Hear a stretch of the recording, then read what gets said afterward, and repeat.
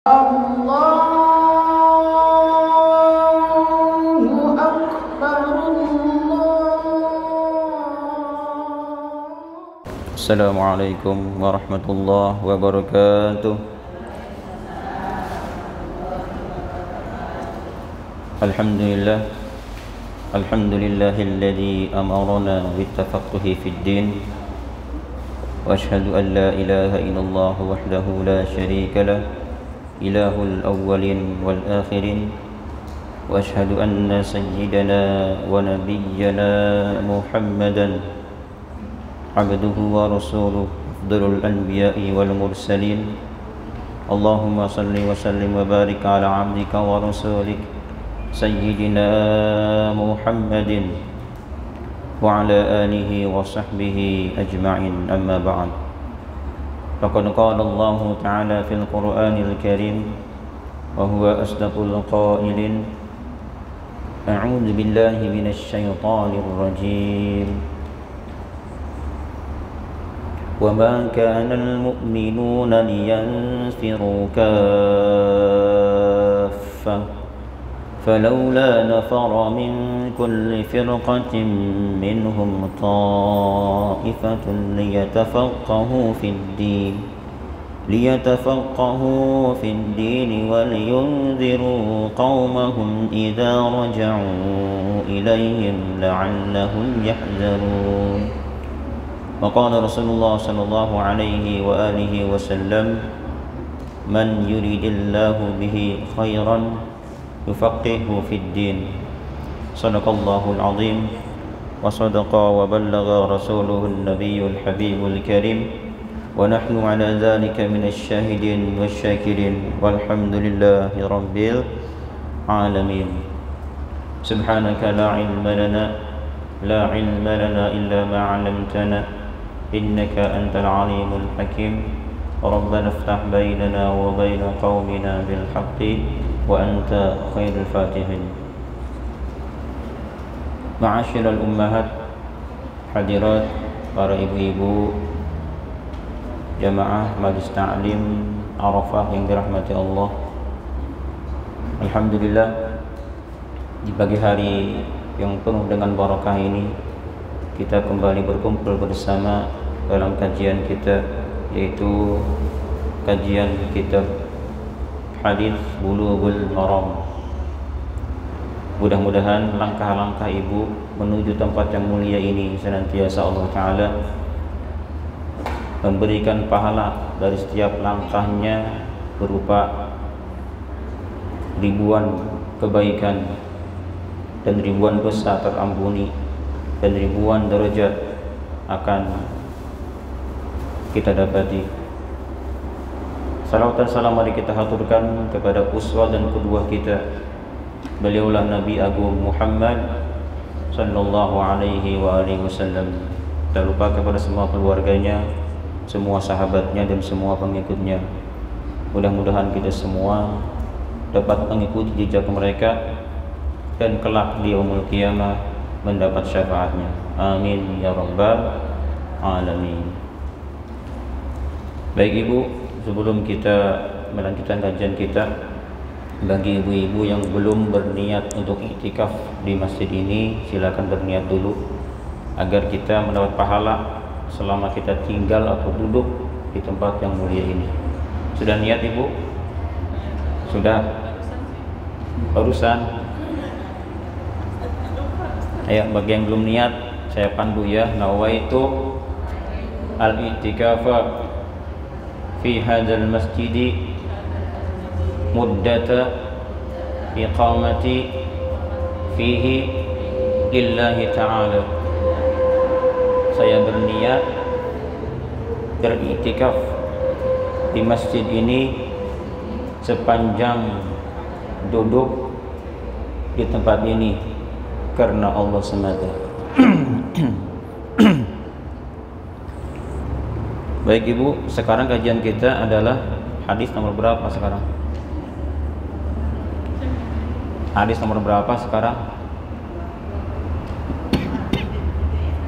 Berapa? 23.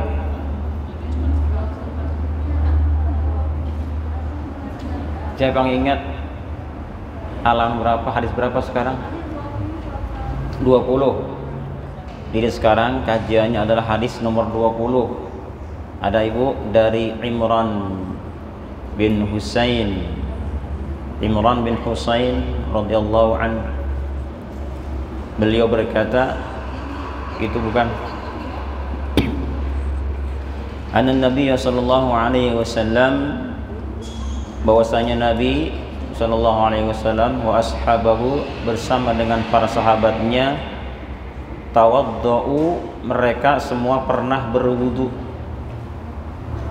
Dari apa? Min mazadati mar'atin musyrikatin, berwudu dari bejana atau wadah yang terbuat dari kulit yang digunakan untuk penampungan air. Mazadah itu yang dimiliki oleh seorang wanita musyrik. Sebelumnya mari kita kaji tentang nama dari Imran bin Husain.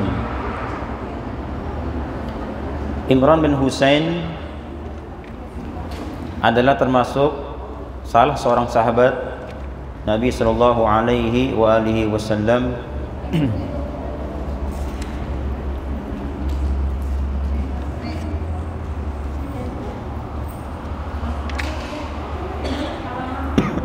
Ada nggak ibu? Halaman 29, hadisnya nomor 20. Ada?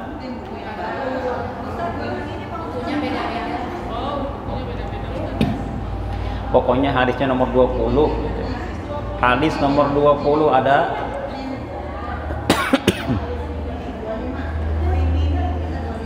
Mestinya bu di grup dikabarin bahwa kajian kita pagi hari ini adalah nomor hadis sekian gitu. Sudah ada? Hadis nomor 20 dari Imran bin Husain. Ada semuanya? Ada. Baik.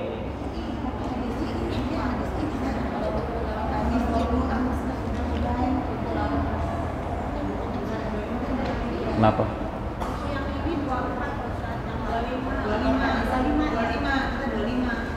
Oh 25. Nah. Oh bukunya beda-beda ya. Beda-beda cetakannya. Yang penting isinya aja dah. 24, 20, yang penting isinya sama ya. Ya. Baik, dari Imran bin Husain ada semuanya. Kita bahas dulu ya, kita kaji tentang Imran bin Husain. Imran bin Husain Al-Khuzai. Beliau adalah seorang sahabat Nabi yang dulunya pernah menjadi orang Yahudi, kemudian jadi mu'allaf di tahun Khaybar,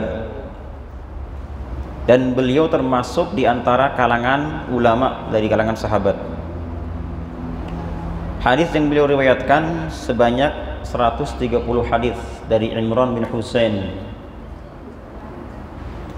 Dan ada beberapa sahabat yang mengambil hadis dari beliau, di antaranya putranya Muhammad, kemudian Hasan. Dan beliaulah di antara sahabat yang pernah diberikan salam oleh malaikat. Jadi malaikat pernah mengucapkan salam kepada Imran bin Husain. Pernah bu diberikan salam oleh malaikat? Pernah belum? Setahun sekali kita akan merasakan salam dari malaikat yang terjadi pada saat tibanya malam Lailatul Qadar. Itu malaikat semua turun ke bumi dan mereka mengucapkan salam kepada seluruh orang-orang yang melakukan ibadah di malam itu. Ada ayat yang disebutkan salamun hiya hatta matla'il fajr. Salam, ada ucapan salam dari malaikat. Dan bahkan lebih dari itu, tidak hanya salam saja yang mereka ucapkan, ada sebagian malaikat yang berjabat tangan dengan kita dan bahkan merangkul kita. Maka tidak heran ketika ada seseorang yang berjabat tangan dengan malaikat Jibril, apalagi dirangkul, tiba-tiba dia merasa sedih, menangis. Ini menandakan bahwa dia telah dirangkul atau berjabat tangan dengan malaikat Jibril. Itu terjadi setahun sekali. Beliau berkata bahwa Nabi dan para sahabat pernah berwudu di wadah kulit yang menampung air yang dimiliki oleh perempuan musyrik. Ini hadis potong sebetulnya. Lengkapnya begini, Nabi pernah beliau safar dengan Ali dan sahabat-sahabat lain. Di tengah perjalanan, Nabi dan para sahabat kekurangan air. Lalu kata Nabi, wahai Ali, cobalah kamu cari air dan ajak sahabatmu yang lain, karena waktu ini kita sedang butuh air. Nah, akhirnya Ali pun berangkat dengan sebagian sahabat. Bertemulah dengan orang musyrik, perempuan musyrikah. Dan ditanya, apakah ibu punya air? Dia menjawab, ada. Di mana ibu? Tergantung di atas onta. Jadi onta ada kanan kiri, ada wadah air tuh. Kalau kita mungkin motor bu ya, motor ada wadah di kanan kiri. Wadah ini dari kulit, cuman ini kulitnya asal mulanya adalah dari bangkai, kemudian disamak dan dimiliki oleh orang musyrik. Nah, setelah itu sahabat datang ke Nabi, ya Rasulullah, ada ternyata airnya, cuman yang pertama wadah tersebut adanya di kulit bangkai yang disamak, dan yang kedua dimiliki oleh perempuan musyrik. Apakah boleh kita mengambil air itu ya Rasulullah? Kata Nabi,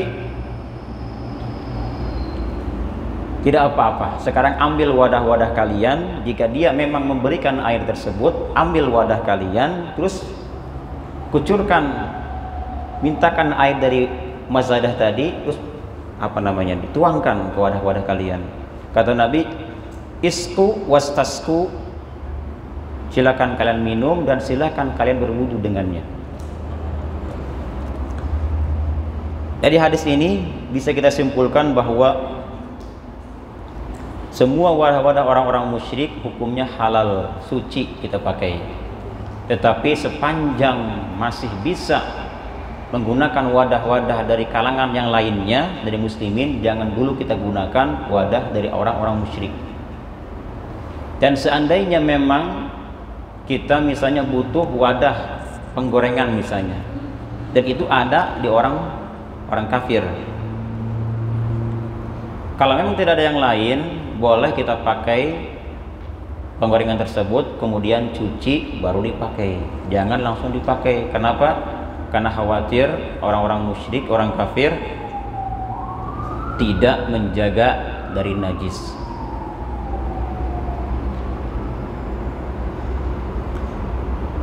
Dan kemarin sudah kita bahas bahwa hukumnya kulit bangkai jika sudah disamak maka hukumnya boleh digunakan, bahkan boleh dijual belikan ya. Sudah kita bahas kemarin.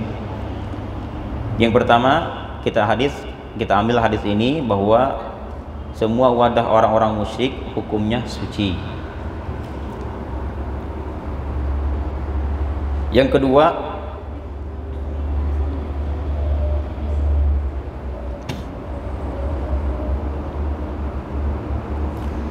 wadah-wadah yang pernah dipakai oleh orang musyrik hukumnya masih suci juga, karena sebetulnya orang musyrik sekalipun badan mereka tidak najis, badan mereka. Lalu bagaimana? Ada ayat yang menyebutkan bahwa innamal musyrikuna najasun, sesungguhnya orang-orang musyrik itu hukumnya najis. Apakah ini kaitan dengan badan mereka, kemudian liur mereka? Karena Allah mengatakan dalam Al-Quran, innamal musyrikuna najasun, sesungguhnya orang-orang musyrik itu semuanya najis. Nah, di sini Ibu perlu kita pahami. Coba Ibu dibuka Al-Qur'annya. At-Taubah ayat 28, silakan. Surat At-Taubah ayat 28 yang berbunyi, ya ayyuhalladzina amanu innamal musyrikuuna najasun fala yaqrabul masjidal haram. Ada, hai orang-orang beriman, sesungguhnya orang-orang musyrik itu najis. Ayat ini tidak berkaitan dengan bagian zahir, tapi maksud di sini adalah najisnya najis akidah. Hati mereka najis dikarenakan mereka tidak beriman kepada Allah Azza wa Jalla. Makanya dihukumi akidah mereka itu najis, bukan badan mereka. Jadi boleh kita memakai air yang memang bekas orang-orang musyrik, karena kaitan najis ini bukan najis badan tapi najis akidah, najis hati.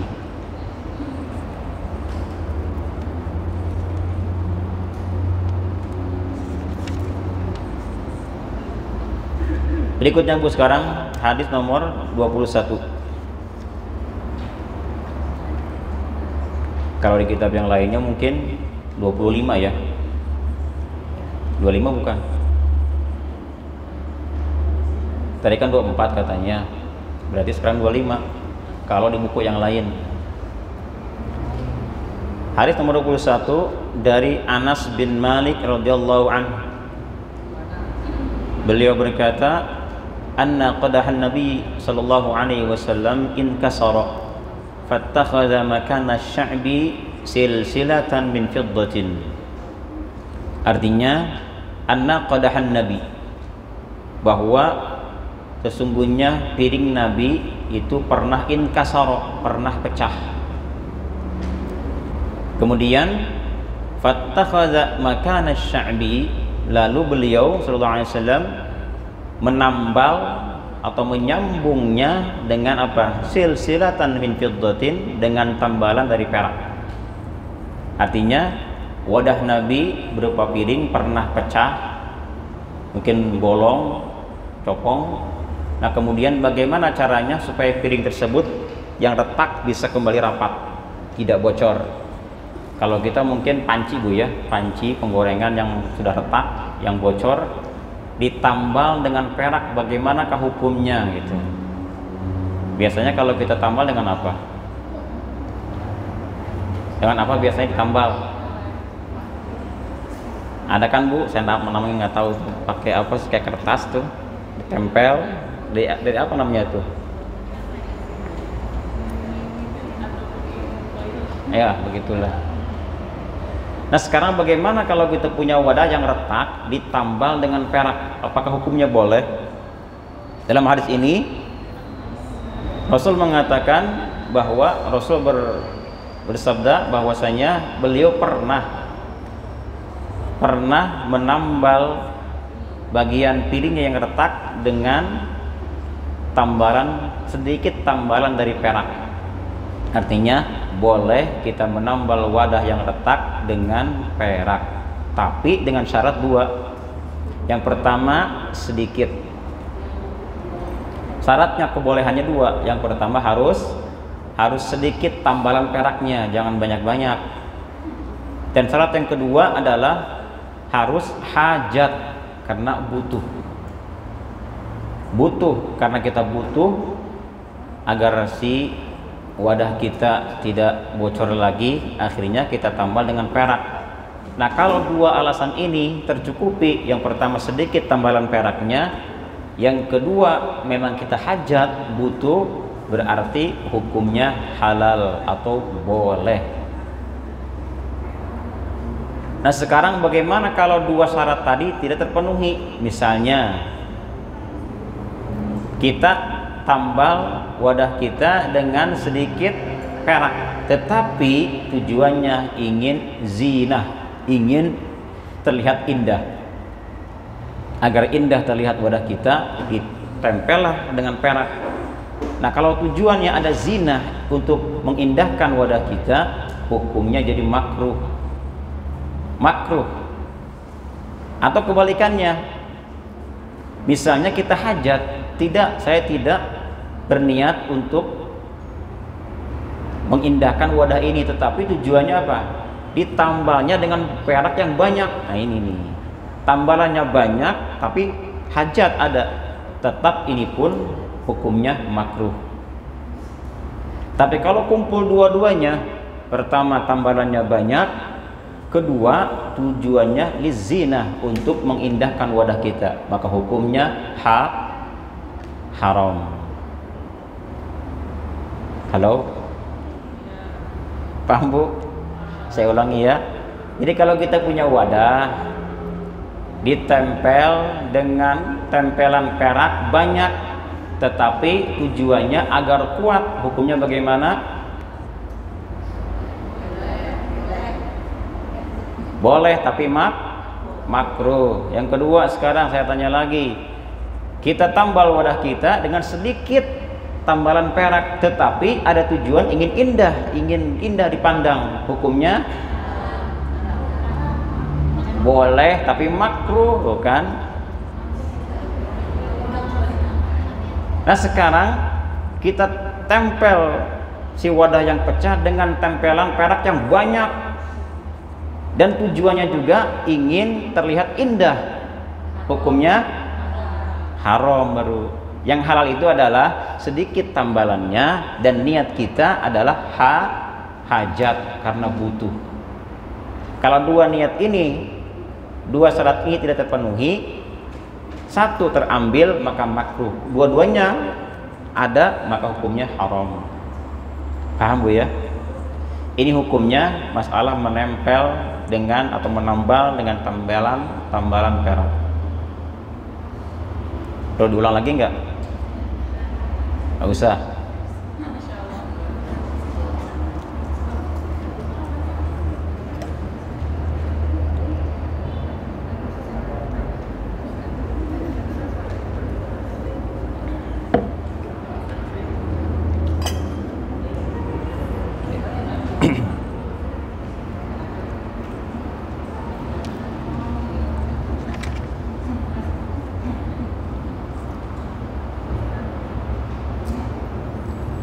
Baik Bu, jadi kita bisa simpulkan tentang masalah hadis yang berkaitan dengan bejana-bejana. Dari awal hadis sampai selesai terakhir ada beberapa poin yang kita ambil. Yang pertama, bolehnya menambal wadah-wadahan dengan tambalan perak kalau tujuannya adalah untuk hajat butuh, dan itu pun sedikit tambalannya. Yang kedua adalah dalam hadis ini juga kita simpulkan ada syariat tentang kebolehan kita minum dengan wadah-wadah, dengan gelas, makan dengan piring. Itu Nabi pun melakukannya, berarti ini adalah kebolehan kita. Karena zaman dulu tidak ada namanya wadah, tidak ada piring, tidak ada gelas, tidak ada. Apalagi zaman Nabi Adam alaihissalam tidak ada botol aqua atau gelas aqua, nggak ada dulu. Nah, boleh nggak kita minum botol atau gelas aqua? Boleh, karena itu wadah untuk menampung air. Nabi pun melakukannya. Dulu saja Bu, Nabi Isa alaihissalam beliau tidak pernah minum dengan menggunakan wadah. Beliau biasanya minum menggunakan tangan. Allah ciptakan tangan, kata Nabi Isa. Untuk apa diadakan wadah? Sepanjang tangan masih bisa berfungsi untuk digunakan untuk minum, maka gunakan tangan. Beliau tidak pernah pakai wadah. Mau minum, ambil dengan tangannya, diirup, diambil. Dan bahkan tidur pun beliau tidak menggunakan bantal, tetapi menggunakan apa? Tangan beliau. Sepanjang tangan masih bisa digunakan untuk jadi bantal, maka gunakanlah tangan kita. Nabi Isa alaihissalam, kan? Jadi itulah zaman-zaman dulu seperti itu. Tapi boleh saja kita menggunakan alat-alat untuk membantu dalam kehidupan kita. Kita tidur dengan bantal boleh hukumnya, ya. Minum dengan wadah juga boleh hukumnya. bukan wajib, bukan wajib, bukan sunnah, tapi boleh. Artinya kalau boleh tidak ada pahala ketika kita pakai. Tetapi jika kaitan dengan mudarat, maka bisa jadi wadah-wadah atau alat yang kita pakai bisa jadi berpahala kalau ada mudarat. Misalnya ada tamu, Bu, pengen ngopi, kemudian kita butuh tangannya, ambil tangannya, ambil kopi, gula, semborkan, kan bahaya itu, Bu. Sungguh terlalu, makanya di sini disunahkan pakai apa? Supaya tidak bahaya tangannya atau tangan kita tidak bahaya, gunakanlah wadah. Nah, wadahlah digunakan. Atau ibu-ibu misalnya ada yang punya penyakit sakit kepala atau sakit leher, sekiranya kalau langsung menempel ke tanah perlu pengganjal berupa bantal. Nah, di sini maka bantal tersebut karena membantu untuk kenyamanan kita, maka hukumnya yang tadinya boleh bisa jadi sunnah, bahkan wajib. Jadi semua alat pada mulanya hukumnya boleh, tapi bisa jadi sunnah, bahkan bisa jadi wajib ataupun haram, bisa jadi, tergantung penggunaannya. Golok asal mulanya adalah halal, boleh. Golok jika digunakan untuk memotong, menyembelih hewan, hukumnya jadi sunnah, yang tajam, sunnah hukumnya. Nah, kemudian ada binatang yang mau mati misalnya nih, jika tidak buru-buru dibunuh, disembelih, maka dia akan keburu mati, maka golok tersebut jadi wajib dipakai karena kaitan dengan nyawa. Golok bisa jadi haram kalau tujuannya untuk membunuh. Makanya, Bu, kalau kita penjual golok nih, Bu, nih, ada orang datang ke kita, pembeli, dan kita tahu orang ini beli golok tujuannya untuk apa? Membunuh. Maka kita yang menjualnya pun dapat dosa dari dia. Kalau kita tahu ini orang mau bunuh nih, jangan kita jual golok kita. Tapi kalau kita tahu dia untuk menyembelih, sunnah kita jual, silakan. Sama halnya menjual Al-Quranul Karim. Al-Quran ini, Al-Quran sunnah dan bahkan wajib dijual kepada muslimin muslimat kalau tujuannya dibaca, dipelajari. Tapi jika tujuan untuk menghinakan Al-Quran, untuk dibakar, diinjak, maka haram dijualnya. Itulah alat. Jadi semua alat hukumnya adalah boleh, termasuk speaker, Bu. Ada sebagian di kalangan kita yang mengharamkan speaker, ada enggak? Di kampung saya, Bu, ada sebagian orang mengharamkan speaker dengan dalil bahwa Nabi tidak pernah memakai speaker, jadi speaker hukumnya haram. Dan bahkan saking haramnya speaker itu, mereka berfatwa kalau orang membaca Al-Quran lewat speaker, itu bukan Al-Quran yang dibaca. Kalau orang kajian menggunakan speaker, maka itu bukan maksiat, bukan ibadah namanya, tapi maksiat yang terjadi. Dan lebih dari itu, mereka, Bu, ketika ada di satu rumah ada orang menggunakan speaker, itu diambil speakernya, baik radionya, TV-nya, diikat dengan tambang, kemudian diseret dengan mobil sampai hancur radio maupun televisi. Dan ini memang terjadi, Bu, seperti itu. Nah, kita kembalikan bahwa speaker itu adalah alat yang asal mulanya adalah boleh. Speaker bisa jadi haram kalau digunakan untuk kegiatan-kegiatan maksiat. Seperti misalnya speaker digunakan untuk jaipongan, dangdutan, apalagi karaokean. Tapi karaokean yang nyanyi yang galau-galau gitu, Bu. Nah, makanya kita tanya, kita beli speaker untuk apa? Beli salon untuk apa tuh tujuannya? Atau kita beli HP untuk apa tujuannya HP? Jadi apapun yang kita beli, alat-alat yang kita beli, itu utamakan niat dulu. Niat yang kita pasang. Beli apapun, apa niatnya? Tujuannya apa? Beli emas boleh, tujuannya apa dulu? Agar indah dipandang orang. Haram hukumnya, nggak boleh. biar orang tahu saya orang kaya loh. Dipasang ini gelang, dipasang di kalung, anting, bahkan hidungnya dipasang juga, Bu. Agar apa? Agar indah, agar orang tahu saya itu orang kaya. Nah, ini haram hukumnya. Tapi kalau tujuannya untuk menyenangkan suami kita agar indah dipandang oleh suami, wah ini keharusan, kewajiban. Dipasanglah di sini biar indah gitu kan. Di sini ting ting ting ting bersuara kan, insyaallah. Tamak ini juga bila perlu ininya nih, tapi jangan dilubangin, buat indah saja gitu. Itu hukumnya boleh. Paham, Bu ya? Baik, kita lanjutkan kajian berikutnya. Bab menghilangkan najis dan penjelasannya. Nih. Jadi bab ini yang nomor 3 nih, Bu.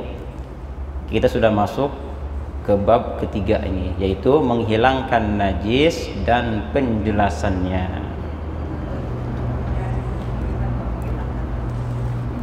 Perlu kita pahami apa itu najis. Najis secara bahasa adalah kullu mustaqdzar. Najis secara bahasa atau etimologi artinya adalah kullu mustaqdzarin. Setiap sesuatu yang dianggap jijik itu adalah najis. Apapun bentuknya, jika dianggap jijik maka itu adalah najis. Seperti apa? Tai mata kan tuh.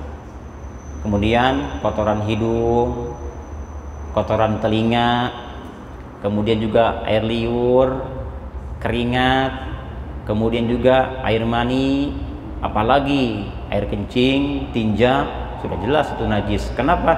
Karena dianggap jijik. Termasuk dulu pernah kita mungkin ditawarin laki-laki, Bu ya, ketika masih muda, dan kebetulan kita tidak suka dengan laki-laki itu. Lalu kita apa yang kita ucapkan? Ih, najis. Hah? Ada kan, Bu? Kamu mau nggak sama si Anu tuh? Ih, najis. Nah. Artinya najis itu apa? Jijik saya nggak mau. Jadi najis artinya apa? Kullu mustaqdzar, setiap yang dianggap jijik itu adalah najis. Dan sementara pengertian menurut istilah dalam syariat kita, najis ialah kullu mustaqdzarin yamna'u sihhatas shalah. Setiap yang dianggap jijik yang bisa menghalangi sahnya salat, maka itulah najis. Setiap yang dianggap jijik yang bisa menghalangi sahnya salat, maka itulah yang disebut dengan najis. Kira-kira, Bu, kalau kita sholat kemudian ada ingus nempel di baju kita, itu sholatnya sah tidak? Sholatnya sah tidak? Ada ingus nempel di baju kita, sah nggak sholatnya? Sah. Sah, kan itu jijik. Jijik tetapi tidak menghalangi sahnya sholat. Atau misalnya baju kita ada tai mata menempel, tai telinga menempel, bahkan air mani menempel di baju kita, sah nggak sholatnya? Sah juga. Kenapa? Karena hanya sebatas jijik saja, tapi tidak menghalangi sahnya sholat. Lalu apa patokannya najis? Setiap yang keluar dari kubul dubur dan mencair, maka itu hukumnya najis. Setiap yang keluar dari kubul dubur dan mencair, itulah yang dianggap sebagai najis, kecuali air mani. Air mani tidak najis. Kalau air mani dianggap najis, berarti manusia najis semuanya.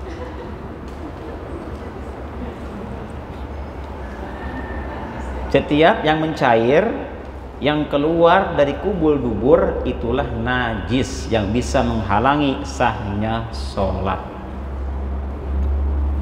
Air kencing najis, tinja najis, nanah najis, darah najis, ya. Dan termasuk juga yang di dalam kulit, seperti apa? Nanah, kemudian darah, itu pun najis. Tapi kalau keringat itu tidak najis. hanya jijik saja karena dia meskipun di dalam tetapi lubangnya tidak terlihat, lubang keluarnya tidak terlihat. Kalau bisu kelihatan Bu, kita bucatin nih kelihatan kan lubangnya, tapi kalau keringat tidak terlihat. Mesti pakai apa tuh, alat pembesar apa namanya, mikroskop ya, baru terlihat mungkin. Lalu bagaimana kalau misalnya ada sesuatu yang keluar dari kubul dubur tetapi tidak mencair? Seperti misalnya ibu memakan rambutan, biji rambutan langsung ditelan, tidak dikunyah dulu, kemudian keluar lagi tuh, itu najis tidak? Hah? Enggak najis, namanya mutanajis. Beda, ada najis, ada mutanajis. Kalau najis tidak bisa disucikan, kalau mutanajis bisa disucikan, dicuci yang bersih, telan lagi, kan suci. Sama halnya Bu, baju kita nih, baju kita kena darah nih, ada darah nempel di baju kita, ini baju najis tidak? Baju najis tidak? Tidak, tapi mutanajis, bersihkan darahnya, setelah bersih suci sudah. Ini perbedaan antara najis dan mutanajis. Jadi kalau misalnya ibu sayang dengan biji rambutan tadi ya, pas keluar masih utuh nih, kita lihat, wah masih bagus nih, kita cuci lagi, telan lagi, boleh. Keluar lagi, cuci lagi, terus begitu.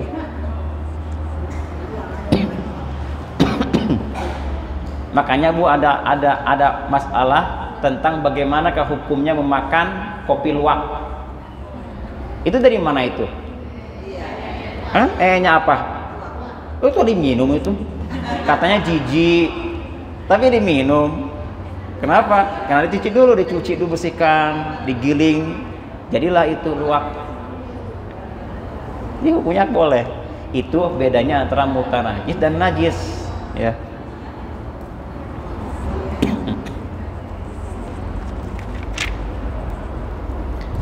Lalu bagaimana cara menghilangkannya? Ini berkali-kali diulang-ulang Bu ya. Bagaimana cara menghilangkan najisnya? Nanti depan ada, tapi di dalam kitab ini, hadis ini tidak terlalu detail Bu ya, karena masih umum hadis ini, perlu penjabaran yang lebih lengkap, lebih detail. Ya garis besarnya, najis ada dua. Ada najis yang terlihat, ada yang tidak terlihat. Kalau terlihat, ada warnanya, ada rasanya, ada baunya, itu namanya najis ainiyah, terlihat. Ada najis yang tidak terlihat, tidak ada rasa, tidak ada bau, dan tidak ada juga warnanya. Ini namanya najis hukmiyah, tidak terlihat. Hukmiyah. Hukmiyah, hukum hukmiyah. Dari dua najis tadi, kalau najis ainiyah yang terlihat, ada warna, ada rasa, ada bau. Ketika kita mau menghilangkan najisnya, bagaimana caranya? Hilangkan tiga-tiganya. Hilangkan warna, rasa, dan bau. Jika susah, hilang warna, hilang rasa, tapi bau masih ada, bagaimana hukumnya? Masih boleh atau tidak najis? Najis tapi dimaaf.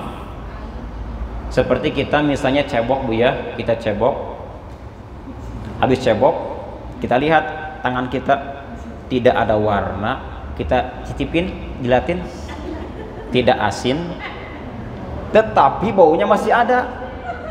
Kok masih bau? Kok masih bau ini? Nah kalau cuma bau saja, rasa tidak ada, warna tidak ada, cuma bau saja, hukumnya najis tapi dimaaf, tidak apa, udah nggak apa-apa ya. Atau Bu, atau cuman warnanya saja yang ada, warna, rasa tidak ada, bau tidak ada, warnanya bandel masih ada. Mungkin Bu, diantara ibu-ibu ada yang masih nempel darah haid. Darah haid dicuci berkali-kali masih juga ada bekasnya itu darahnya, kita jilatin tidak ada rasa, kita cium tidak ada bau, warnanya masih tetap nempel, maka ini sama, tidak apa, najis tapi dimaaf kalau cuma warna saja atau bau saja. Tapi kalau rasa yang ada, rasa nih perlu kita catat, jika rasa masih ada meskipun tidak ada warna, tidak ada bau, tapi rasa kita jilatin, oh asin, berarti ini masih najis. Kira-kira Bu kalau cebok suka dirasain nggak?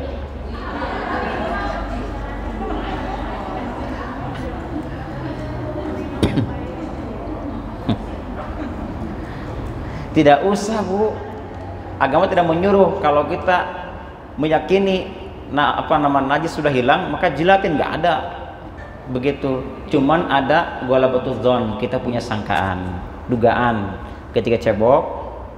Kalau mungkin tadinya licin kan punya banyak, ini mungkin tinja yang nempel, kemudian kasar, berarti sudah bersih, sudah. Itu tandanya. Jika tadinya licin menjadi kasar, atau tadinya banyak menyebar di sana sini, kita semprot berkali-kali sudah hilang, sudah cukup. Tidak usah dijilatin. Nah, beda dengan najis hukmiyah, najis yang tidak terlihat. Seperti apa contohnya? Misalnya Bu, ada tai ayam nempel di atas lantai, tembok atas lantai. Nah, si tai ayam ini pertama kita ambil tisu atau lap, kita ambil dengan tangan kiri Bu ya, bukan kanan, kiri, karena ini najis. Jangan tangan kanan, ini untuk yang mulia. Ambil lap, kemudian hilangkan, hilangkan. Nah, ada nggak warnanya di sini? Tidak ada warna, rasa nggak usah dirasain. Intinya tidak ada warna di sini, tidak ada rasa dan tidak ada bau. Nah, berarti ini sisanya itu namanya hukmiyah. Cukup kita semprotkan air ke wilayah najis tadi, maka hukumnya suci semuanya. Tidak usah disembor, nanti menyebar najisnya nanti. Atau muntah, ada muntah di lantai atau darah di lantai, maka pertama adalah kita bersihkan dulu dengan lap. Setelah terambil zatnya, nggak terlihat najisnya, baru kita semprot dengan air. Sudah selesai. Itu airnya itu suci, boleh ibu masak lagi kalau mau ya, karena tidak najis. Nah, berbeda dengan najis yang besar, namanya mughalladhah, najis anjing dan babi, itu lebih besar lagi, mesti 7 kali dibasuh dan campur dengan tanah salah satunya. Baik, kita lanjutkan lagi hadis tentang masalah menghilangkan najis dan penjelasannya. Nomor 22 dari Anas bin Malik radhiyallahu anhu, beliau berkata, kata Anas, suila Rasulullah sallallahu alaihi wasallam, Rasulullah pernah ditanya tentang apa? Anil khamri, ditanya tentang hukumnya khamr. Bagaimana hukumnya khamr jika diminum kemudian dijual belikan, gitu kan? Di sini bukan ditanya tentang khamr tuttakhadhu khallan, yang dijadikan sebagai cuka. Jadi ada khamr dijadikan cuka, hukumnya bagaimana ya Rasulullah? Apakah halal atau haram? Faqala, maka beliau menjawab, la, tidak boleh. Apabila khamr sudah jadi cuka, hukumnya tidak boleh dikonsumsi, tidak boleh dijual belikan. Kalau kita lihat dari hadis ini seperti itu. Gimana? Dia jadi cuka, rasa cuka, dia asam. Bukan seperti itu, bukan, beda lagi. Tapi cuka, rasa cuka, bahkan ini lebih nikmat daripada cuka yang biasa kita pakai. Lebih manfaat, lebih besar.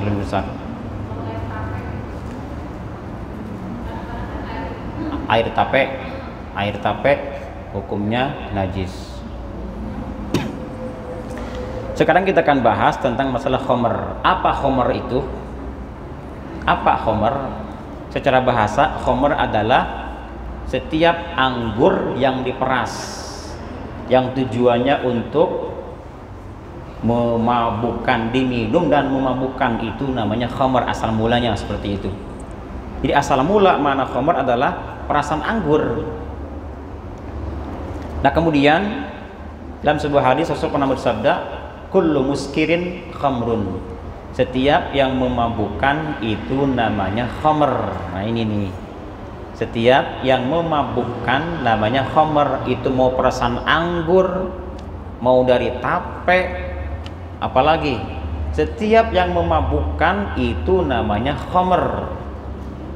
Dan khamr hukumnya haram dikonsumsi.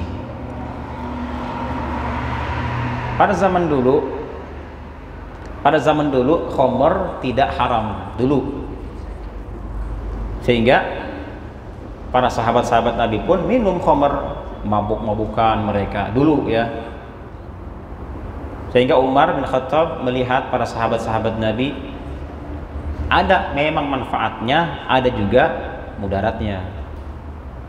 Akhirnya beliau pun berdoa, ya Allah, jelaskan kepada kami bagaimanakah hukumnya khamr dengan sejelas-jelasnya, kata beliau berdoa.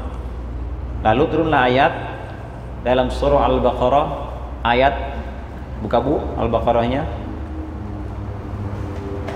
ayat 219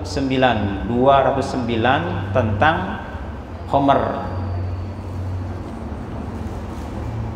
Apa kata Allah? Wa yas'alunaka 'anil khamri wal maisir qul fihima itsmun kabirun wa manafi'u lin-nas wa itsmuhuma akbaru min naf'ihima. Ada Bu? Apa artinya? Mereka bertanya kepadamu tentang hukum khamr dan hukum judi. Katakanlah pada keduanya terdapat dosa yang besar dan beberapa manfaat. Nah, ini nih, bagi manusia, tetapi dosa keduanya lebih besar daripada manfaatnya. Ayat ini menjelaskan tentang manfaat dan mudaratnya judi dan juga khamr. Tidak menjelaskan haram. Jadi belum haram, Bu? Belum haram. Khamr itu ada manfaatnya. Apa diantaranya? Itu cepat makanan kita dicerna oleh khamr.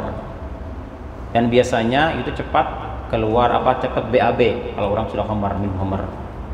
Yang kedua, bisa menenangkan pikiran khamr itu. Ini manfaatnya. Tetapi mudaratnya sangat banyak. Sangat-sangat banyak. Di antaranya apa? Di antaranya gara-gara khamr kita melakukan banyak maksiat yang tadinya dianggap sepele menjadi besar pahala dosanya.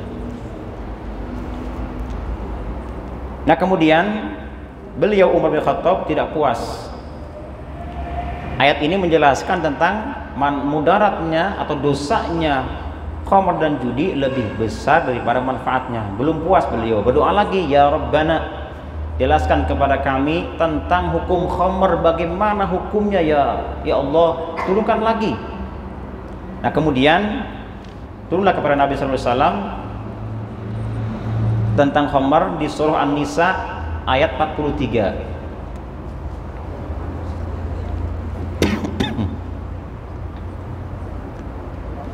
Apa kata Allah di ayat itu? Ya ayyuhalladzina amanu la taqrabus salata wa antum sukara hatta ta'lamu ma taqulun. Ini, hai orang-orang beriman, janganlah kalian mendekati sholat dalam keadaan mabuk. Kalau mau sholat jangan mabuk. Ini terjadi ketika ada sahabat Nabi pernah jadi imam, Bu. Jadi imam dalam keadaan mabuk. Allahu Akbar, memabuk kan beda kan. Akhirnya bacanya berbelit-belit. karena mabuk, orang mabuk jadi imam. Akhirnya turunlah ayat mengatakan, hai orang beriman, janganlah kalian sholat dalam keadaan mabuk. Ini pun tidak menjelaskan haramnya khamar, belum. Hanya dilarang kalau mau sholat tidak boleh minum. Akhirnya setiap mau sholat si muadzin selalu menyeru, wahai jamaah, tolong yang mabuk jangan sholat, gitu kan. Janganlah yang mabuk sholat, di luar dulu. Setiap mau sholat seperti itu. Umar bin Khattab belum puas juga ketika diturunkan ayat ini kepada beliau. Akhirnya berdoa lagi, ya Allah ya Rabbana, turunkan lagi hukumnya khamar sejelas-jelasnya. Lalu turunlah surah Al-Maidah ayat 90. Apa bunyinya? Ya ayyuhalladzina amanu innamal khamru wal maisiru wal ansabu wal azlamu rijsum min amali syaitani fajtanibuhu la'allakum tuflihun. Apa artinya? Terus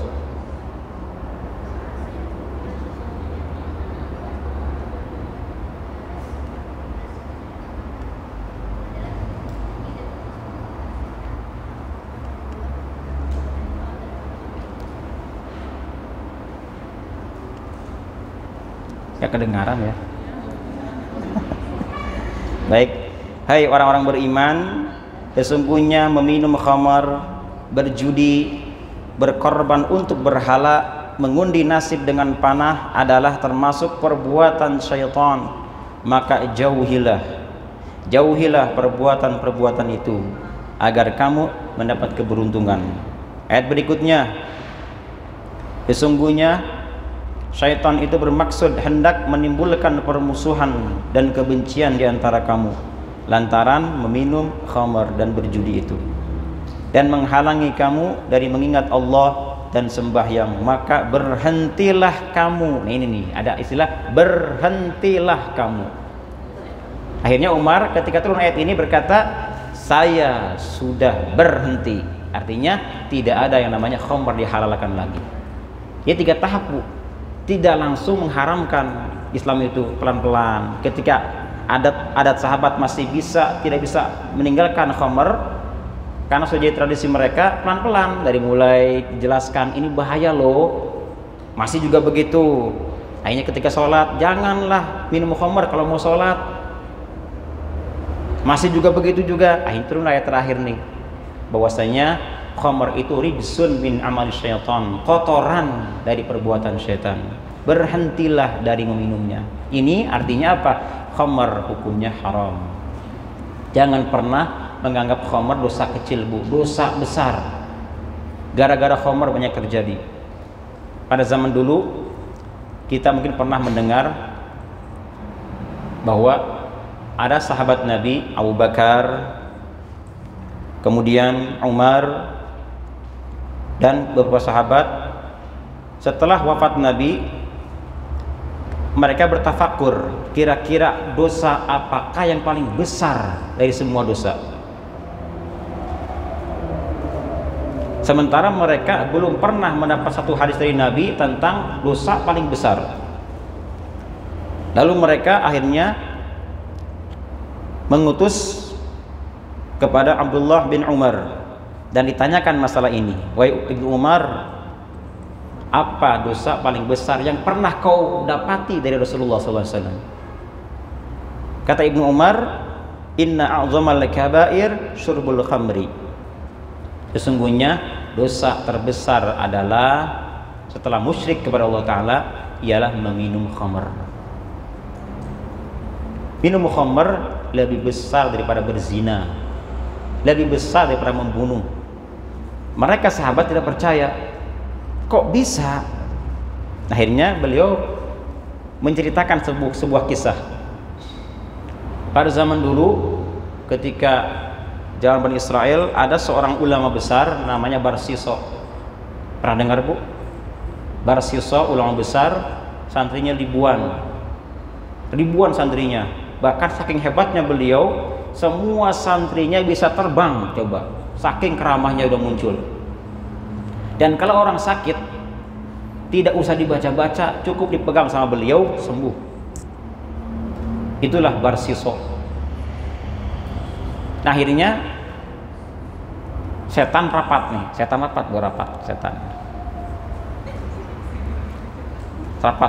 rapat juga setan juga. Kata si iblis, kira-kira di antara kalian adakah yang mampu menggoda si Barsiso agar dia tergelincir dari imannya? Satu maju, saya, wahai iblis, namanya Ifrit, jin Ifrit, saya yang akan menggelincirkan imannya Barsiso. Silakan, pergilah. Nah, dia pintar nih Bu ya. Dia pintar, akhirnya si Ifrit ini dia masuk ke tubuh anak raja pada zaman itu. Kalau kita disebut kesurupan Bu ya. Dia masuk ke tubuh anak raja, putri raja. Nah, kemudian dipanggil ustadz ini, kiai ini, tabib ini, dokter ini, tidak ada satupun yang mampu menyembuhkannya. Akhirnya ada yang berkata ini hanya bisa disembuhkan oleh Barsiso. Dipanggillah Barsiso, dipanggil, diobatin, sembuh, kabur Ifritnya. Selesai sembuh, pulang Barsiso ke tempat ibadahnya. Setelah pulang, datang lagi Ifrit, masuk lagi, dipanggil lagi Barsiso, diobatin lagi, sembuh, pulang lagi, datang lagi Ifrit, begitu terus. Akhirnya kata raja, ini nggak akan benar kalau begini nih. Putri saya mesti menginap di tempatnya Barsiso, biar diobatin di sana. Ini nih. Akhirnya putrinya dibawa ke Barsiso, diobatin di sana. Pada mulanya beliau menolak untuk mengobatin putrinya di tempat beliau. Tetapi kan ini raja yang memerintah, akhirnya dia pun memenuhi permintaan sang raja. Singkat cerita, di masa-masa pengobatan, si Ifrit tadi dia menjelma menjadi seorang manusia. Dia masuk di tempat Barsiso dan ibadah di situ, ibadah. Bayangkan Bu, 3 hari 3 malam tidak makan, tidak minum, tidak tidur, ibadah terus si Ifrit ini. Sholat, puasa, kemudian zikir, berdoa, tidak henti-hentinya. Barsiso yang hebat ibadahnya merasa takjub. Ini 3 hari 3 malam, bayangkan, tidak makan, minum, tidur. Ditanyalah akhirnya, wahai fulan, bagaimana anda bisa beribadah begitu lamanya tanpa minum, makan, dan juga tidur? Kata si Ifrit, itu gampang katanya. Lakukan 3 hal. Yang pertama, membunuh. Oh, nggak bisa, haram, kata si Barsiso.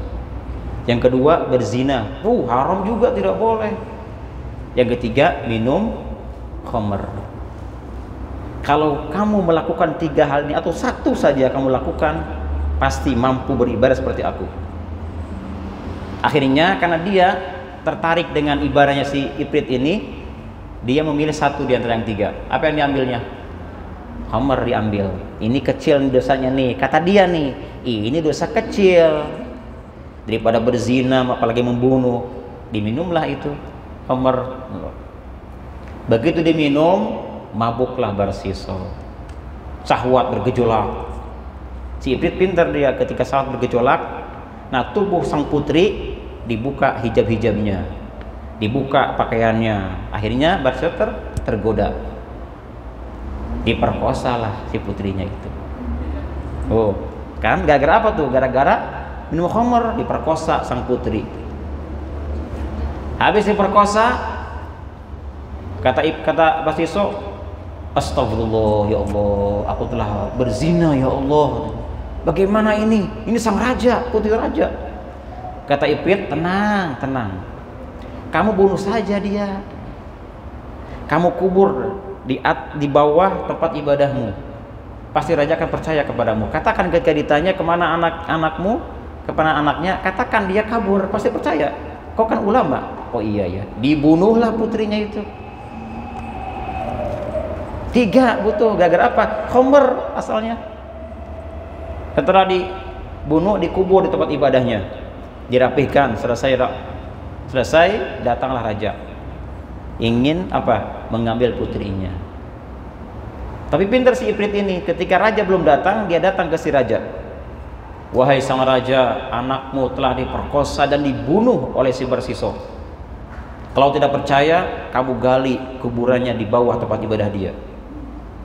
Dan kalau ditanya, pasti dia akan menjawab, dia kabur. Nah, kan ini. Datanglah si raja ke tempat Barsiso, ditanya, dan sama jawabannya seperti yang Barsiso katakan, si Ifrit katakan. Begitu digali tempatnya, ternyata ada di situ jasad putrinya. Raja pun marah. Gara-gara marah, akhirnya Barsiso dihukum mati, dipancung. Oh, dipancung, Bu. Disalib ya, ikat ininya, diikat semuanya. Kemudian tinggal menunggu kematian dia. Dan dalam keadaan sakaratul maut, datang Ifrit kepada Barsiso. Wahai Barsiso, apakah kamu ingin selamat dari hukuman ini? Iya. Sembah aku. Nah, kata si Ifrit, sembah aku. Sembah aku. Aku akan lepaskan ikatan-ikatan dan aku akan bawa kabur kau dari sini. Baiklah, dia menyembah si Ifrit dengan menundukkan kepalanya. Nah, mati seketika. Nauzubillah. Ini namanya su'ul khatimah. Gara-gara apa asalnya itu? Gara-gara khamr. Makanya khamr jangan dianggap kecil, dosanya sangat-sangat besar. Dan bahkan dalam sebuah riwayat disebutkan dari Ahmad bin Hanbal, hadis sahih, mudminul khamri in mata ay min ghairi taubatin laqiyallahu ta'ala ka'abidi wathanin. Orang yang merutinkan, yang mendawamkan meminum khamr, jika mati tidak bertobat, maka dia akan bertemu dengan Allah seperti orang yang menyembah berhala. Alhamdulillah, Bu ya. Jadi khamr adalah hukumnya haram dikonsumsi, haram diminum, tidak boleh dijual belikan. Nah, kemudian bagaimana kalau misalnya khamr ini dijadikan cuka, apakah boleh hukumnya? Dalam hadis ini dikatakan tidak boleh, tetapi para ulama-ulama dari kalangan 4 mazhab berbeda pendapat tentang isi hadis ini. Kita buka, Bu ya, isinya.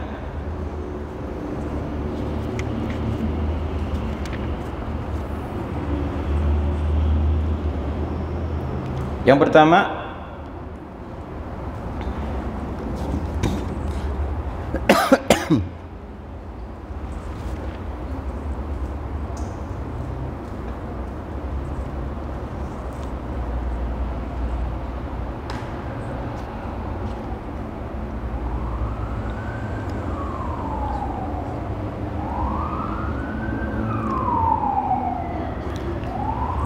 ulama berpendapat tentang masalah khamr menjadi cuka.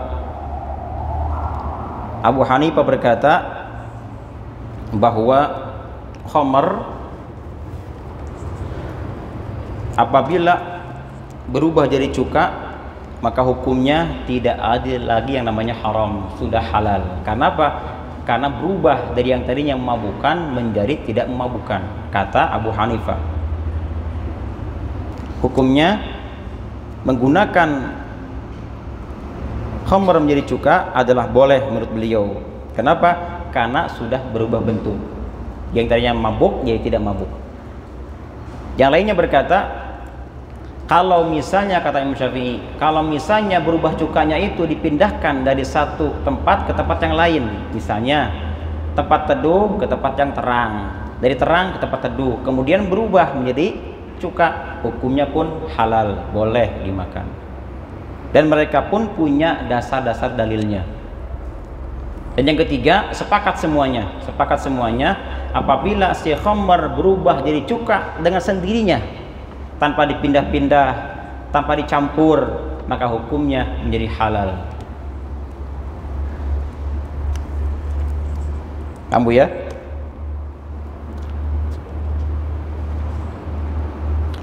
Kita buka nih sekarang Bu, dalilnya di sini.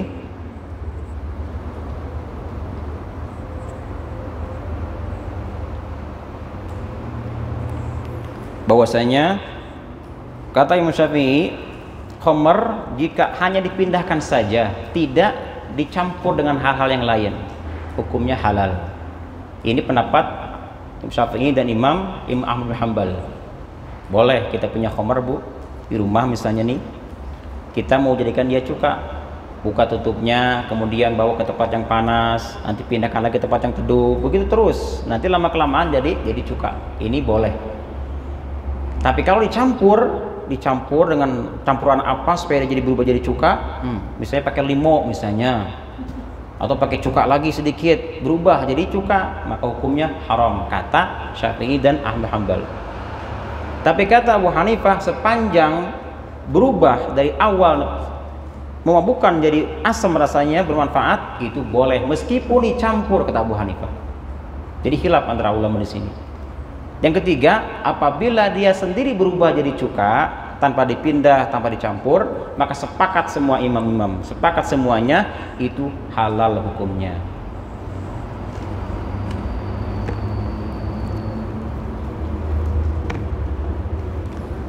Jadi di sini ada penjabaran yang lebih luas lagi, ya, tentang pendapat di para imam-imam, dan mereka pun punya dalil masing-masing.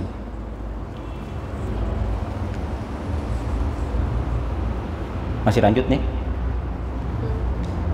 Masih lanjut? Masih lanjut? Masih lanjut? Masih lama? Masih lama? Sampai zuhur?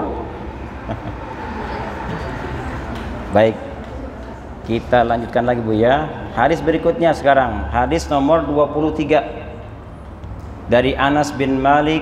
Beliau berkata, lamma kana yaumu Khubair, amara Rasulullah sallallahu alaihi wasallam Aba Talhata fanada innallaha wa rasulahu yanhayanikum an luhumil humur al-ahliyati fa innaha rijsun. Apa artinya? Lamma kana yaumu Khubair, pada waktu perang Khaybar, Rasulullah SAW memerintahkan kepada Abu Talhah. Lihat, ada tataran kaki di bawah 46. Dalam riwayat Al-Bukhari tidak disebutkan Abu Talhah.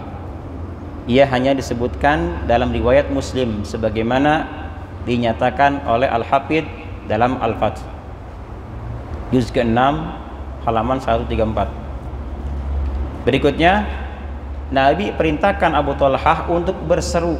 Apa katanya? Sesungguhnya Allah dan Rasulnya melarang kalian memakan daging keledai, jinak. Lihat, ada catatan kaki di bawah itu 87 ya, tambahan dari naskah C dan B. Karena apa? Karena sungguhnya dia itu kotor. Ini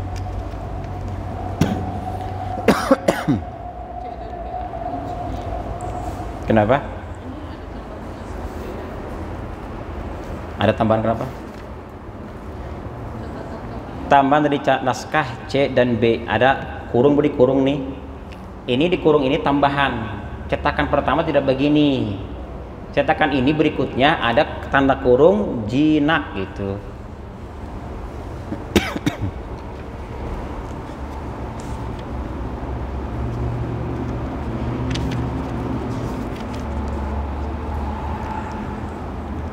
Jadi Rasulullah SAW ketika terjadi perang Khaybar, kita buka apa makna perang Khaybar.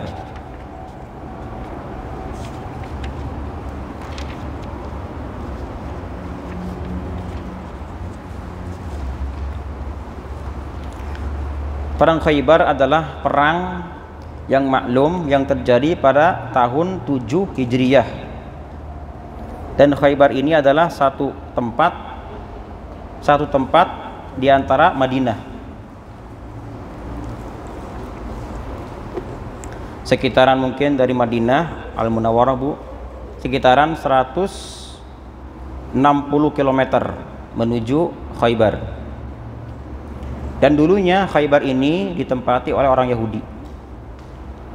Kemudian Nabi menaklukkan mereka hingga akhirnya direbutlah Khaybar oleh orang-orang muslimin.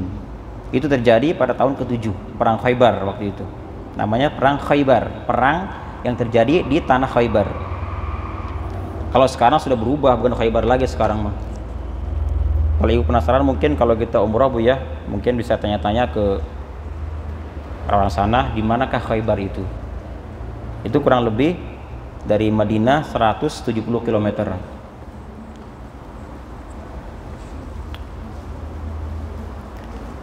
Beliau perintahkan Abu Thalhah untuk apa? Untuk berseru kepada para sahabat-sahabat Nabi. Abu Thalhah adalah seorang sahabat Nabi yang bernama Zaid bin Sahal bin Aswad bin Haram bin Amr An-Najari Al-Madani. Beliau Abu Thalhah ini pernah ikut terlibat dalam perang Badar dan juga perang-perang yang lainnya.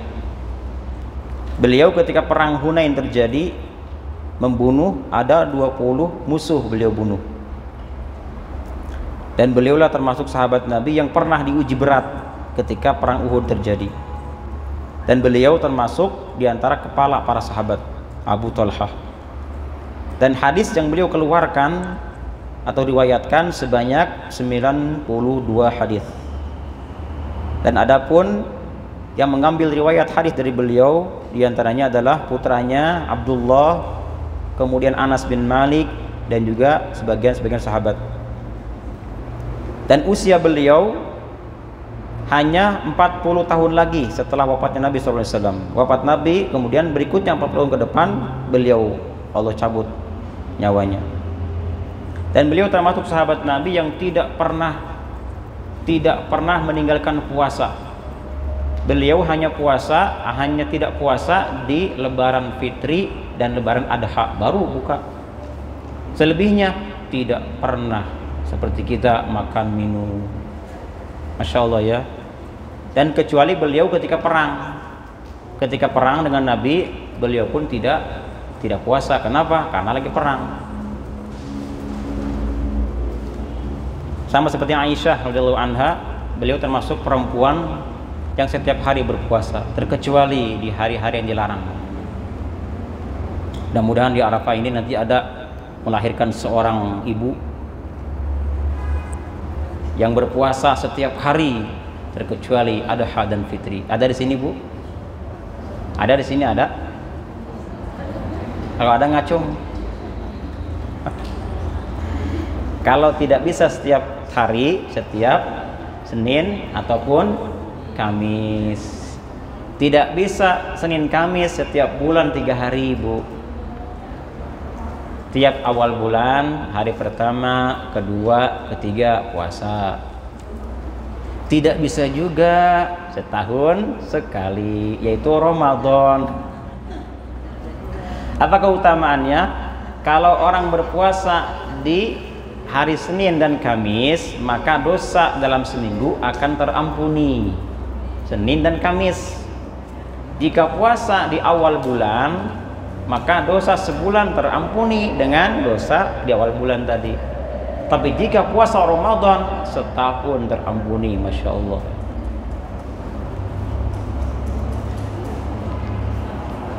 Abu Thalhah diperintahkan Nabi untuk apa? Untuk nada, untuk berseru kepada para sahabat-sahabatnya. Inilah Bu, Nabi tidak langsung memerintah ke sahabat, tapi disuruhlah Abu Thalhah. Abu Thalhah, kamu seru mereka agar mereka tidak lagi memakan daging keledai yang jinak, karena innaha ridsun, karena daging keledai itu adalah kotoran. Nah, kemudian beliau pun berseru, kata Abu Talha, innallaha wa rasulahu yanhananikum an luhumil humur al-ahliyah. Sesungguhnya Allah dan Rasulnya melarang kalian memakan daging keledai jinak, karena keledai itu hukumnya ridsun, kotoran. Muttafaqun alaih, Bukhari Muslim.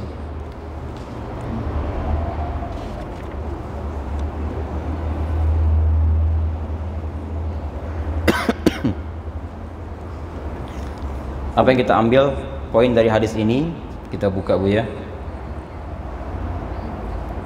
Yang pertama adalah najisnya keledai jinak, baik dagingnya, baik darahnya, atau kencingnya, atau tinjaknya, semuanya najis.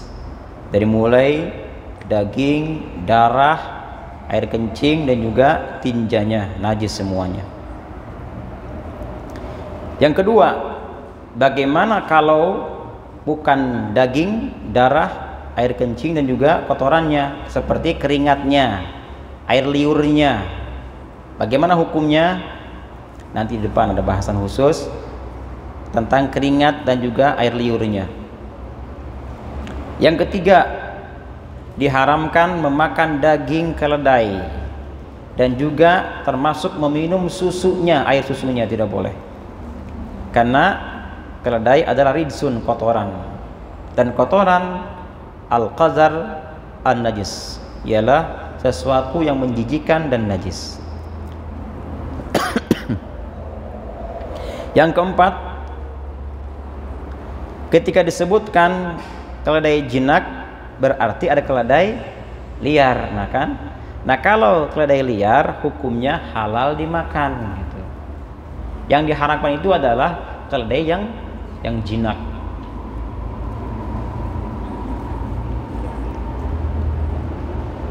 Berikutnya yang kelima, ilat di sini yaitu najis. Ilat najisnya keledai adalah dalil bahwa setiap zat yang najis maka itu diharamkan. Kenapa? Karena terdapat kumudaratan. Setiap yang diharamkan berarti itu ada mudarat bagi si pemakannya, dan itu terdapat di keledai. Kenapa Islam melarang ini, melarang itu? Karena ada mudarat di situ. Kita tidak boleh makan ini, makan itu. Setiap yang tidak boleh dimakan itu tidak lepas dari mudarat namanya. Dan sebetulnya sesuatu yang tidak dimakan tidak hanya najis saja. Banyak alasan-alasan makanan atau minuman tidak boleh dimakan. Yang pertama, dasarnya minuman atau makanan tidak boleh dimakan. Yang pertama karena najis. Setiap najis tidak boleh dimakan, termasuk darah kita, Bu. Darah nggak boleh dimakan. Kadang-kadang kita punya anak berdarah tangannya, kita jilatin, sedot, telan, nggak boleh, haram. Atau mungkin di sini ada Dracula, ada? Tidak boleh menghisap darah atau nanah atau air kencing atau kotoran kita, tidak boleh. Kenapa? Karena najis. Semua najis hukumnya tidak boleh. Ini pertama. Yang kedua, alasan tidak boleh dikonsumsi adalah karena iskar, memabukkan. Setiap yang memabukkan itu haram dikonsumsi. Jangankan khamar, Bu, ya, atau mungkin jenisnya, termasuk makan pun kalau berlebihan membuat kita mabuk, hukumnya haram. Sudah makan 2 mangkok bakso, tambah lagi 2 mangkok lagi, ya keleyang-keleyang dia ini kan, tambah lagi kelimanya, mabuk, sudah haram hukumnya. Tidak boleh makan minum kopi berapa gelas? 3 gelas, tambah lagi, mabuk dia, haram yang kelimanya. Jadi minuman, makanan kalau sudah memabukkan itu tidak halal lagi. Yang kedua, yang ketiga adalah idror, artinya yang membahayakan. Setiap yang membahayakan itu tidak boleh dikonsumsi. Racun nggak boleh diminum bu, dimakan. Baygon disemprot ke mulut, mabuklah. Atau obat nyamuk dimakan, misalnya racun tikus apa, ini tidak boleh. Semua yang memabukkan hukumnya haram. Dan yang terakhir adalah istikdar, yang dianggap jijik. Apapun yang dianggap jijik itu haram dikonsumsi. Seperti apa? Tai mata, kan? Tai hidung, telinga, kemudian apa lagi? Air liur tuh. Kemudian air mani tidak boleh dimakan. Haram hukumnya. Kenapa? Karena istikdar. Jadi ada 4 alasan kenapa agama melarang minuman atau makanan dikonsumsi. Karena 4 alasannya. Pertama, najis. Kedua, mabuk. Ketiga, bahaya. Keempat, jijik. Hanya 4 alasannya.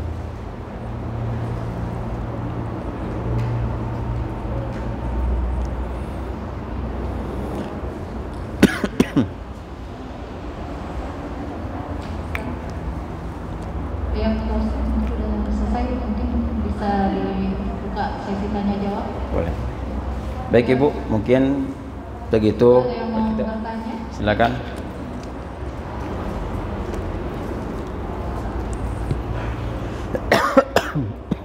Assalamualaikum Ustaz. Waalaikumsalam. Bekas darah bekam. Biasanya kan kalau misalnya orang berbekam, kan biasanya ada yang kayak Semarang itu ada Masjid Agung Jawa Tengah kan Ustaz. Kita misalnya bekamnya jam 2 malam, ternyata menghabiskan waktu sampai jam 4. Nah kan bekas bekam kan misalnya dipakai itu kan saya tidak tahu menempel atau tidak. Mereka habis itu kan kalau prosesnya kan dibersihkan dengan dioleskan minyak kunyit setelah bekam, terus memakai baju kembali, terus sholat itu bagaimana Ustaz? Bekas darah ya. Bekas darah yang menempel di pakaian kita, bagaimana hukumnya kalau sholat? Itu tidak tahu menempel atau tidak. Maksudnya habis berbekam, tidak sempat pulang ke rumah, saya berwudu terus melaksanakan sholat. Iya. Punya nempel tidak nempel, ada darah mungkin ya, bekas di bekam. Biasanya ada yang bersih, ada juga yang tidak bersih. Nah, bagaimana kalau misalnya belum bersih, darahnya masih menempel di badan kita? Langsung sholat, bagaimanakah hukumnya? Hukum darah yang menempel di pakaian kita, kalau yang pertama darah sendiri. Kalau darah sendiri, hukumnya tidak apa. Sepanjang tidak banyak. Sama hanya orang bisul bu, orang bisul kemudian bucat ketika sholat, kemudian keluarlah darah.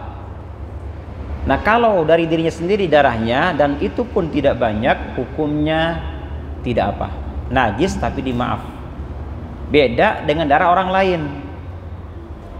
Kalau orang lain nempel di baju kita dan itu banyak, maka hukumnya juga itu najis, hukumnya najis.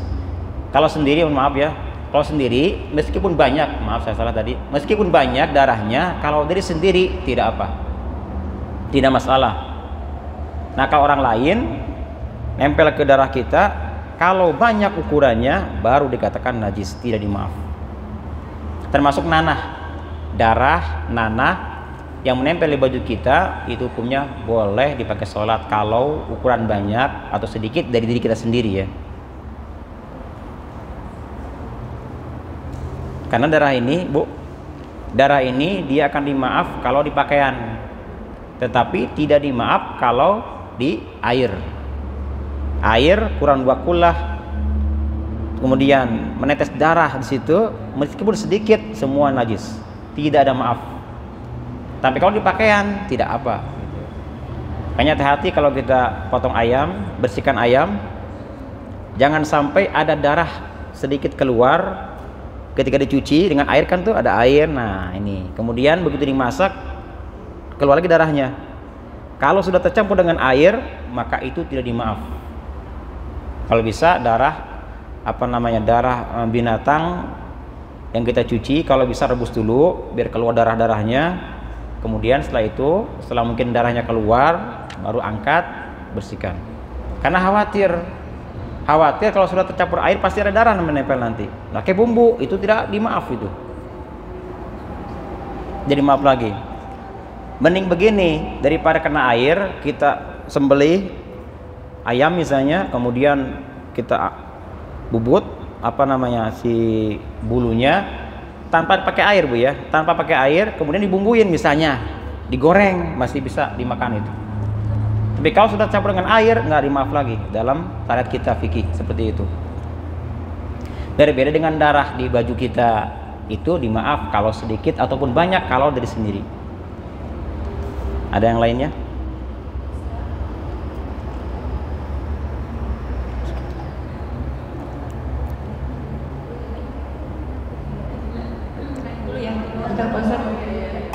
Assalamualaikum Pak Ustadz, mau tanya, kalau biasa kan untuk perempuan itu ada pemeriksaan pap smear atau IVA ya untuk pemeriksaan dalam.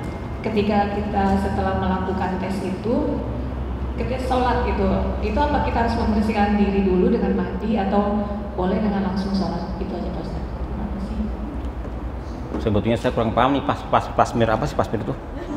Jadi pemeriksaan dalam melalui vagina yang dimasukkan alat ke dalam vagina perempuan. Nah itu kan memasukkan alat. Nah itu setelah pemeriksaan itu, apa kita diharuskan mandi atau memang boleh langsung sholat? Karena kan ada benda yang dimasukkan ke dalam vagina kita. Maaf bahasanya agak vulgar.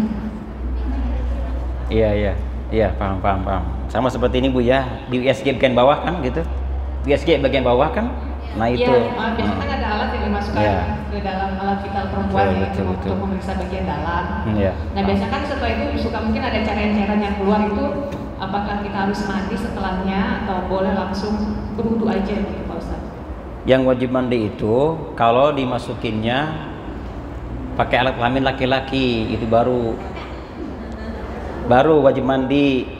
Nah kalau bukan alat kelamin laki-laki seperti alat-alat USG dan sebagainya, hukumnya itu tidak wajib mandi. Lalu bagaimana kalau ada cairan ikut keluar cairannya? Nah ini harus dibersihkan.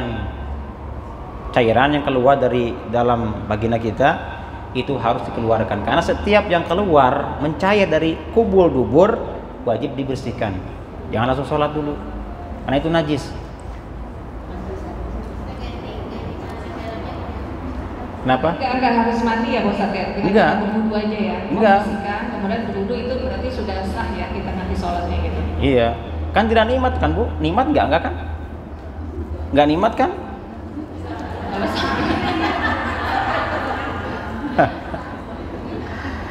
Kan dalam kajian fikih itu kan ada istilah beberapa kewajiban mandi. Yang pertama diantaranya apa? Iltiqaul khitanain. Apabila alat kelamin dua bertemu, laki dan perempuan bertemu, nah ini artinya hubungan badan. Ketika masuk alat kelamin laki-laki, bagian kepalanya nih sudah masuk kepalanya, meskipun itu dibungkus, meskipun itu tidak disengaja, meskipun dia pokoknya banyak masuk saja itu si kepala zakar laki-laki ke vagina perempuan, hukumnya wajib mandi kalau zakar laki-laki. Kalau selain dari itu seperti alat-alat yang lainnya itu tidak wajib mandi. Cuman kalau ada cairan yang ikut keluar ini hukumnya najis, jadi harus dibersihkan. Kalau misalnya kita pakai celana dalam, buka aja kemudian bersihkan, kayak itu najis. Jadi tidak wajib mandi Ibu. Terus kalau saya satu lagi nih, mohon dijelaskan yang keledai jinak dengan keledai liar itu perbedaannya gimana ya Bu? Karena kalau keledai liar itu kan diburu. Kalau jinak kan nggak diburu, dan juga beda kotorannya itu. Kotoran yang jinak dengan yang liar beda. Kalau yang jinak itu lebih kotor daripada yang liar. Jinak itu yang dipelihara? Ya, dipelihara. Yang biasa kita suruh ke pasar ditunggangin itu namanya apa keledai jinak. Kalau liar kan di hutan-hutan di mana itu boleh, karena itu masuknya ke hewan buruan. Ya.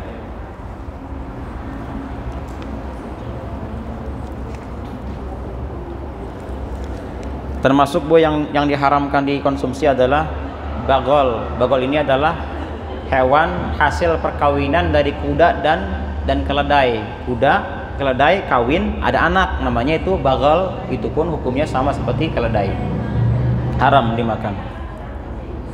Ya, Assalamualaikum warahmatullahi wabarakatuh. Waalaikumsalam. Ustaz, kembali ke pembahasan yang awal itu tentang bejana tadi atau wadah ya Ustaz.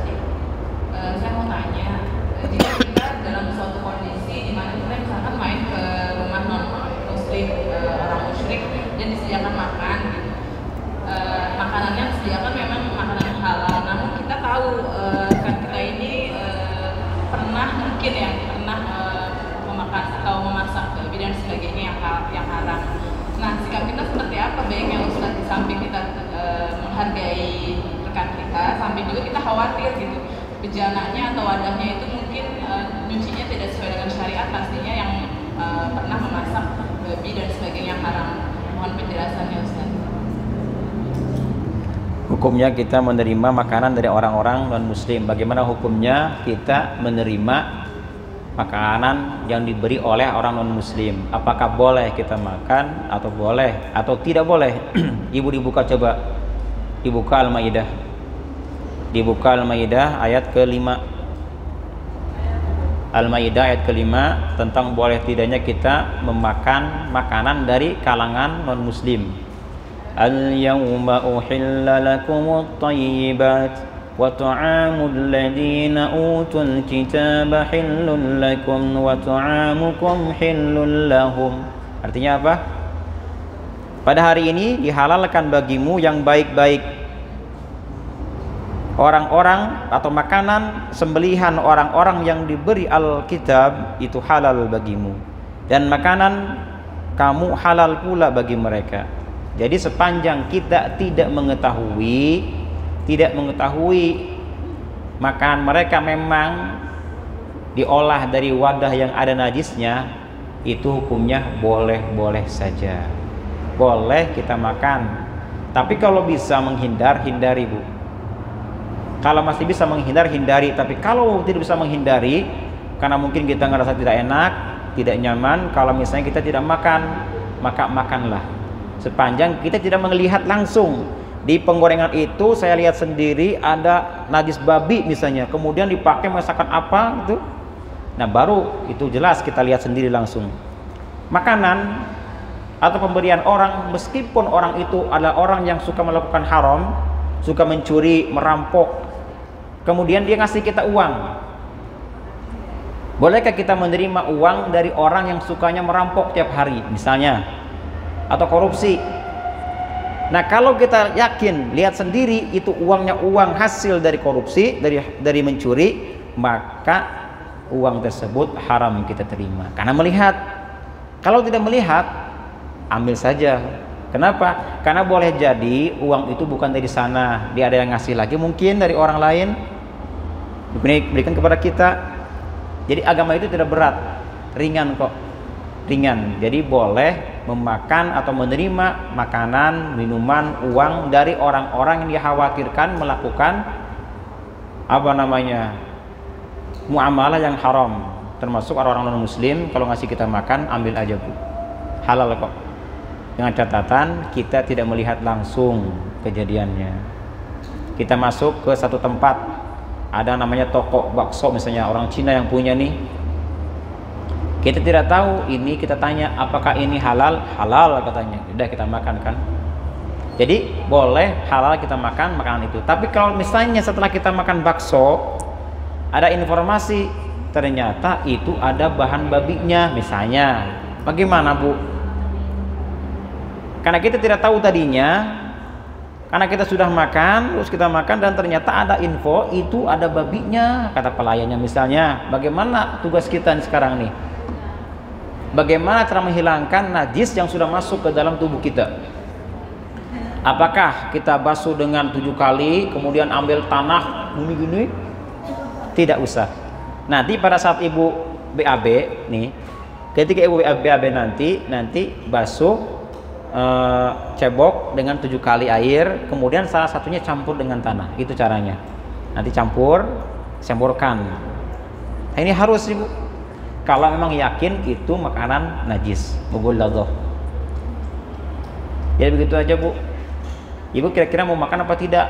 Lihat saja. Kalau misalnya bisa menghindar, hindari saja. Kalau tidak bisa menghindar dan kita tidak tahu memang ini halal atau haramnya dalam Islam, silakan saja dimakan. Halal hukumnya. Boleh.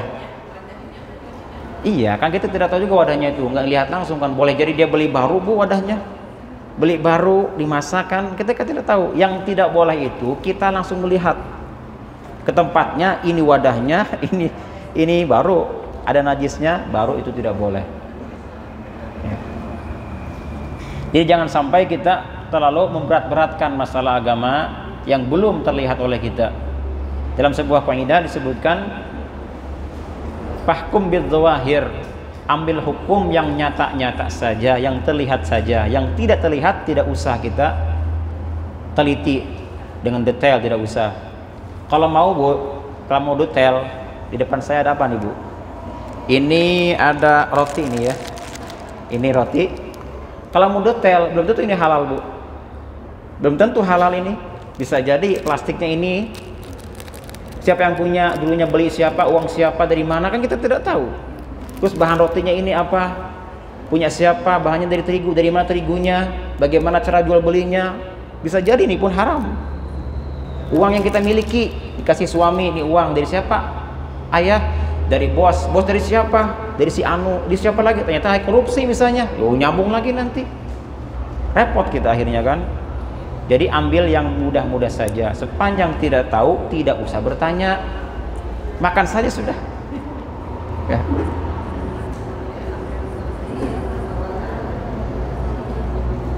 Masih ada?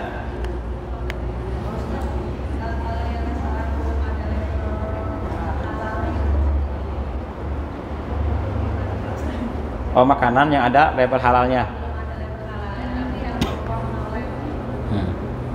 Itu dia, seperti itu bu contohnya. Makanan yang tidak ada label halal dari MUI ya, misalnya nih. Seperti di sini kan banyak bu. Gitu lihat dulu orangnya dari mana nih. Sama saja sebetulnya, sama saja kayak tadi. Ya. Kalau misalnya ada label halal, repot juga tukang gorengan bu. Kasihan mereka, tukang bubur tuh, tukang lontong sayur. Jadi intinya makanan yang tidak terlihat oleh kita haramnya, maka itu boleh saja kita konsumsi. Tapi bu ya, meskipun demikian baiknya kita hindari. Kenapa? Khawatir memang ada. Tapi bukan berarti tidak boleh, hanya baiknya saja kita hindari seperti itu. Takutnya ada bahan-bahan yang memang tidak boleh kita makan.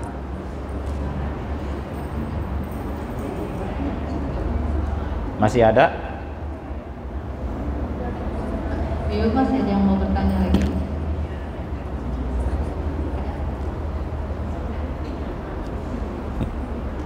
Ya mungkin Ustaz sudah cukup untuk sesi tanya jawabnya. Terima kasih Ustaz. Semoga ilmu yang telah disampaikan menjadi barokah untuk kita semua. Amin.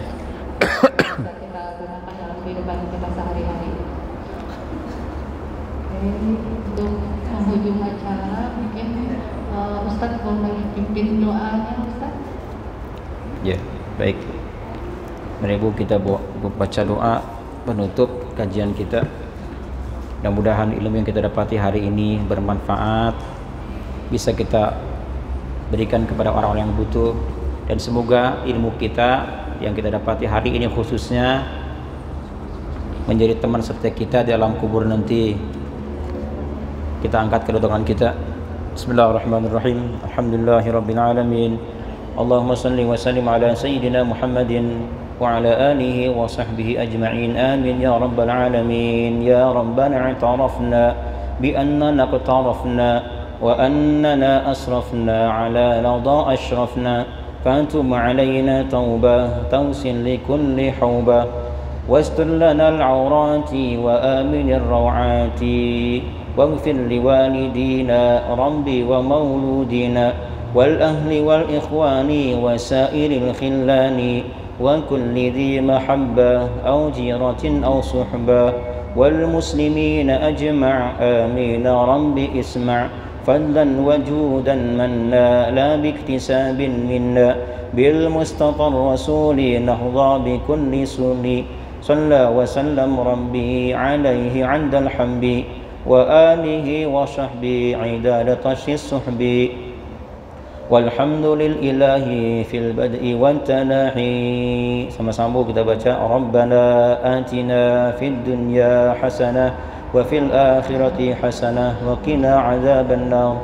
Wa sallallahu ala sayyidina Muhammadin wa ala alihi wa sahbihi wa sallam. Walhamdulillahi rabbil alamin. Al-Fatihah. أعوذ بالله من الشيطان الرجيم بسم الله الرحمن الرحيم الحمد لله رب العالمين الرحمن الرحيم مالك يوم الدين إياك نعبد وإياك نستعين اهدنا الصراط المستقيم صراط الذين أنعمت عليهم غير المغضوب عليهم ولا الضالين آمين. Assalamualaikum warahmatullahi wabarakatuh. Allah